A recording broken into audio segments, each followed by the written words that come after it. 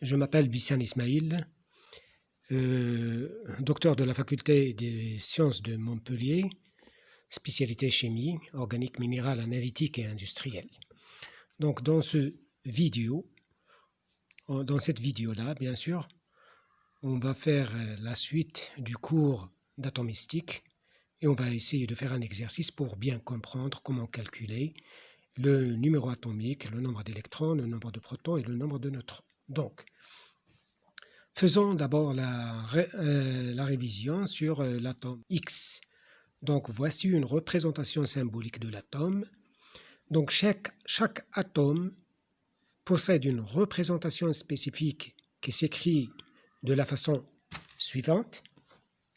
Donc, X, Z, A, où X est le symbole de l'élément chimique. Et toujours cet élément chimique est représenté par une lettre majuscule et parfois par une lettre majuscule et une petite lettre minuscule à côté. Donc, prenons quelques exemples pour que vous puissiez comprendre ces lettres. Pour l'oxygène, on le symbolise par O majuscule.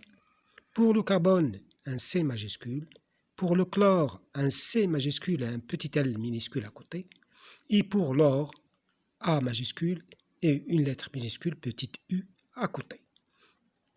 Donc, dans un symbole, dans le symbole chimique, dans la lettre X, Z, A étant le nombre de nucléons.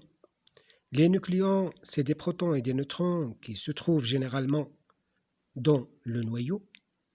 Et Z est le numéro atomique de l'atome et il est toujours égal au nombre de protons qu'il contient si l'atome est électriquement neutre.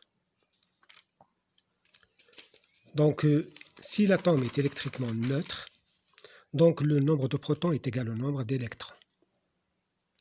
Faisons d'abord cet exercice pour que vous puissiez comprendre comment calculer le numéro atomique, le nombre d'électrons, le nombre de protons et le nombre de nucléons. Donc, complétez le tableau suivant pour comprendre comment calculer le Zn et P et le nombre d'électrons. Donc, pour le lithium 3,7, le nombre de protons, c'est toujours Z, donc c'est 3. Le nombre de neutrons, c'est A moins Z, donc c'est 7 moins 3, et 7 moins 3 égale à 4. Donc, le nombre de neutrons est égal à 4. Donc, Z ici, c'est 3.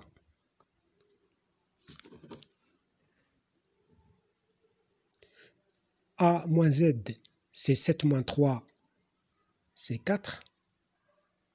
Le nombre de nucléons, c'est A, c'est 7.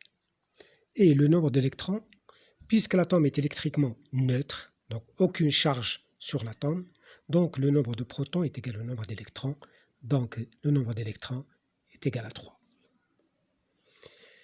Pour le fer, pour l'atome de fer, 26, 56, Z, c'est le nombre de protons, il est égal à 26. Le nombre de neutrons, c'est A moins Z, donc c'est 56 moins 26, donc ça vous donne 30. Le nombre de nucléons, c'est 56, c'est A. Et le nombre d'électrons est égal au nombre de protons, puisque le fer ici est électriquement neutre. Donc, vous avez le nombre d'électrons, c'est 26. Pour le fer, pour le fluor 9, 19. Le nombre de protons, c'est Z, donc c'est 9. Le nombre de neutrons, c'est A moins Z, c'est 19 moins 9, c'est 10. Le nombre de nucléons, c'est 19, c'est A. Et le nombre d'électrons, puisque le fluor ici est électriquement neutre, donc le nombre de protons est égal au nombre d'électrons, c'est 9. Pour l'uranium,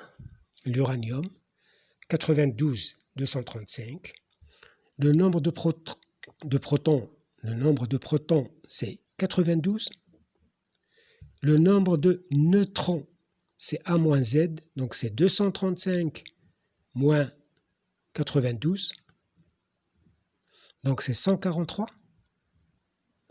Et le nombre de nucléons, c'est A, c'est 235. Et le nombre d'électrons est égal au nombre de protons, puisque l'uranium est électriquement neutre. Donc le nombre d'électrons est égal au nombre de protons, est égal à 92. Donc voilà, c'est très facile à calculer le nombre de protons, le nombre d'électrons, le nombre de neutrons, et le nombre, etc. si vous avez des atomes comme ça.